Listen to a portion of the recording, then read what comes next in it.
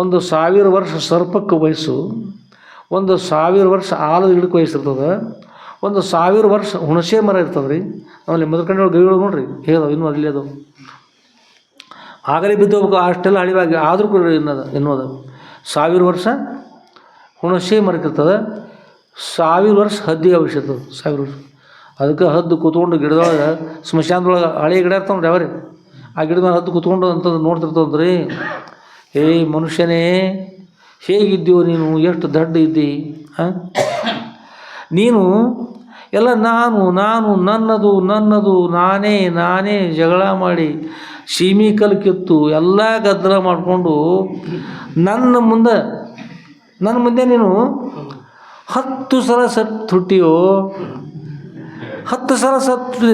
ನೀವು ಇದನ್ನು ಕೇಳಿದ್ರಿ ಹಳೆಯದ್ದು ಅಂತಿರ್ತಾರೆ, ಹಳೇದು ಬಂತಂದ್ರೆ ಹಳೇದು ಬಂದ್ರೆ ಹಳೆಯ ಹದ್ದು ಅದರ ಅರ್ಥ. ಹಳೆಯ ಹದ್ದು ಅಂದ್ರೆ ಗಿಡಗಂತ ಬರ್ತಾವೆ ದೊಡ್ಡ ಮಲಪಾತಕಂತಾರೆ, ಅವೆಲ್ಲ ಸಣ್ಣವು ಗಿಡದ ಸಣ್ಣವು ಬರ್ತಾ ದೊಡ್ಡ ಆಗ್ತಾ ಹಳೆಯದ್ದು ಆಗ್ತದೆ ಹಿಂದೇಳಿ. ಅದಕ್ಕೆ ಹಳೆಯದ್ದು ಅಂತಾರೆ. ಆಗ ಭಾಳಷ್ಟು ವಯಸ್ಸಾಗಿರ್ತದೆ. ಆಗ 700, 800, 900 ಹಾಕೋದು ಬಂದಿರ್ತದೆ. ಅದಕ್ಕೆ ಗರಿಗಳು ಬಿಚ್ಚಿರ್ತಾವೆ ನೋಡಿ, ಒಂದು ಬಿದ್ದ ಅರ್ಧ ಒಂದು ಉಳಿದಿರ್ತವೆ, ಕೆಲವು ಹೋಗಿರ್ತಾವೆ, ಕೆಲವು ಉಳಿರ್ತವೆ, ಜ್ಯೋತಿ ಬಿದ್ದಿರ್ತಾವೆ ಆವಾಗ ಅಂಥವು ಹಳೆಯದು. ಅದು ಗಿಡದೊಳಗೆ ಎಲೆ ಇಲ್ಲ ಏನಿಲ್ಲ ಅಂತ ಮುಳ್ಳಿನ ಕಂಟಿ ಮನೆ ಮಾಡಿಕೊಂಡು ಬಿಸಿಲಾಗ ಮುಳ್ಳು ಚುಚ್ಚೋದು ಕೂತಿರ್ತದೆ. ಹೇಳ್ತದೆ ಈ ಯಜಮಾನ, ಅದು ಸುಳ್ಳು ಸೀಳಾಗ್ತದೆ ನೋಡಿದ್ರೆ, ಸೀಳು ಕೇಳಿರ್ತದೆ ಸುಳ್ಳು ಅಂತದೆ. ಅದು ಧ್ವನಿ ಆಗಬರ್ತದೆ. ಅದು ಹೇಳ್ತದೆ, ನೀನು ಮಾಡ್ತಕ್ಕಂಥ ನನ್ನ ಮುಂದೆ ನೀನು ಜೈದಾಡ್ತೀರ, ನಿನ್ನ ಸೀಮೆ ಕಲ್ಲಕ್ಕೆ ಹೆಚ್ಚಿಗೆ ಅಲ್ಲಿ ಸೀಮೆ ಕಲ್ಲು ಹೆಚ್ಚಿಗೆ ಇದ್ದಿ, ಈ ಎತ್ತ ಬಿಚ್ಚಿ ಹಚ್ಚಿಗೆ ಹೋಗುತ್ತೆ, ಹಚ್ಚಿಗಡೆ ಭಾಳ ಗಿಡ ಕಡಿದು ನಾಶ ಮಾಡ್ತೀನಿ. ಈ ಎಲ್ಲ ಮಾಡ್ತಾ ಹೋಗ್ತಾ ಎಲ್ಲ ನಂದು ಅಂತಿ.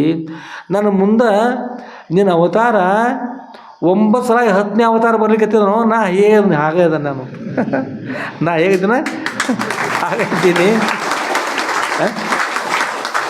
ನೀನು ನನ್ನ ಮುಂದೆ ಇಷ್ಟು ಹಳೆಯದಾಗಿರ್ತಕ್ಕಂಥ ನನ್ನ ಮುಂದೆ 9 ಸಲ ಸತ್ತು ಹುಟ್ಟಿ ನೀ ಯಾವುದನ್ನು ಕರೆ ತಿಳಿದ ನಾ ಸುಳ್ಳು ಅಂತ ತಿಳಿದಿದ್ದೆ. ನಾನು ನನ್ನಷ್ಟು ನೀ ತಿಳಿದ್ರೆ ಇಷ್ಟು ಒದ್ದಾಡ್ತಿದ್ದಿಲ್ಲ, ಇನ್ಕೊಂಡು ಮೋಕ್ಷ ಪಡಿತಾ ಇದ್ದಿ.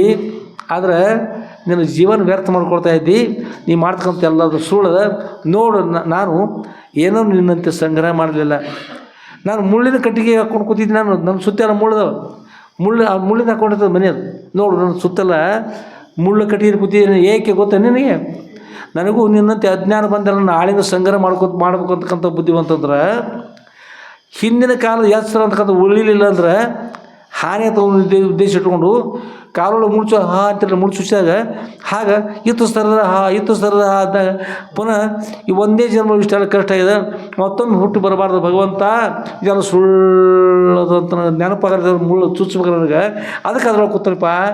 ನೀನು ಹೊಸ ತೂಲಿಕ ತಲುಪದ ಮೇಲೆ ಮಾಡಿಕೊಂಡು ಹೀಗೆಲ್ಲ ಮಾಡಿಕೊಂಡು ಹಾಗೆ ಮಾಡ್ಕೊಂಡು ಎಲ್ಲ ಮಾಡಿಕೊಂಡು ಈ ಜಗತ್ತಿನ ಭೋಗ ಭಾಗ್ಯ ಸತ್ಯ ಅಂತ ಭಾವಿಸ್ಕೊಂಡಿದ್ದೀರ.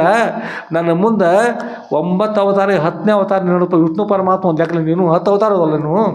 ಆದರೆ ಒಂದ್ಸಲ ನೆನ್ಪಿಟ್ಕೋ, ಈ ಸಂಸಾರ ಎಲ್ಲ ಮಿಥ್ಯದ, ಸುಳ್ಳದ, ಇದು ಸುಳ್ಳದ. ನಾನು ಸುಳ್ಳು ಅಂತ ಹೇಳ್ತಾ ಇದ್ದೀನಿ, ನೀನು ತಿಳಿ, ಇಷ್ಟು ತಿಳ್ಕೊ ಸುಳ್ಳಂತ. ಇದ್ರ ಆಚೆ ಬೇಕಾದ್ರೆ ಸದ್ರೊಳ ಸನ್ನಿಧಿಗೆ ಹೋಗು, ಅವ್ರು ಸೇವೆ ಮಾಡು. ಈ ಒಂದು ಜನ್ಮಕ್ಕಾದರೂ ಕೂಡ ಅಲ್ಲಿ ಸದ್ರೊಳ ಸೇವೆ ಮಾಡಿ, ಇನ್ನಾದರೂ ಈ ಜನ್ಮಕ್ಕೆ ಬೇಸರಿಕೆ ನಿನ್ನೊಳಗೆ ತೋರ್ದೇಕೆ.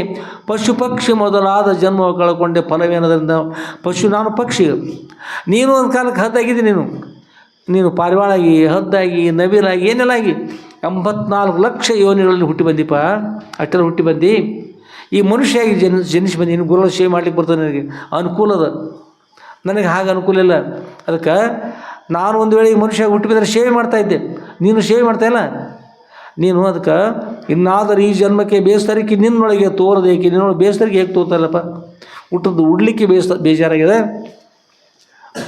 ಪ್ರಸಾದ ಮಾಡಿದ್ದನ್ನು ಮಾಡಲಿಕ್ಕೆ ಬೇಜಾರಾಗಿದೆ, ಕೇಳಿದ್ದನ್ನು ಕೇಳೋದಕ್ಕೆ ಬೇಜಾರಾಗಿದೆ, ನೋಡಿದ್ದನ್ನು ನೋಡೋದಕ್ಕೆ ಬೇಜಾರಾಗಿದೆ.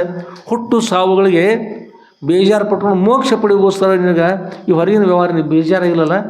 ಎಷ್ಟು ದಡ್ಡಿದ್ದಿ ನೀ ಮಾಡ್ತಕ್ಕಂಥ ಎಲ್ಲ ವ್ಯವಹಾರ ಸುಳ್ಳದ ಅಂತ. ಎಲ್ಲ ವ್ಯವಹಾರ ಸುಳ್ಳದ, ಸುಳ್ಳು ಅಂತ ಹೇಳ್ಬಿಡ್ತದೆ.